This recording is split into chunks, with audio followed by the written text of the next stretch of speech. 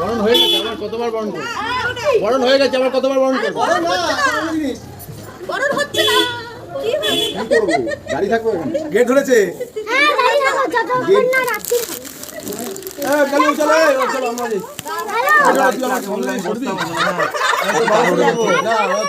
এখানে তোদের ব্যাপার আছে আমি ঘুরে আসি তারপর না না আমাদের জল লাগলো দেখি গুনগুন একটু যায় ব্যাপারটা আমি দাদাই যাবে কি করতে হয় জানি না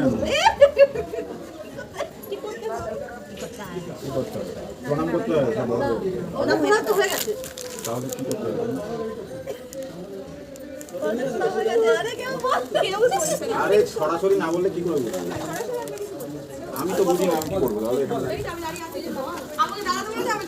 বিয়ের তাড়াহুড়োতে কেউ বরের সেরকমভাবে জুতো চুরি করে উঠতে পারেনি, তাই দাদারা বৌদিরা আর ওদিকে ভাইয়ের বউ সবাই মিলে বোনেরা সবাই মিলে ধরেছিল আমাদের গেট, যে গেট থেকে ঢুকতে না দিলে টাকা দিতে হবে।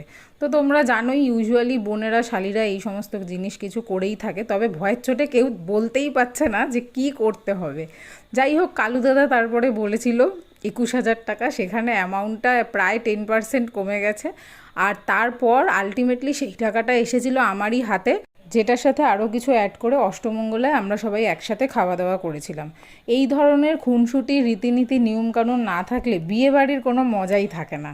কি বলো তোমরা?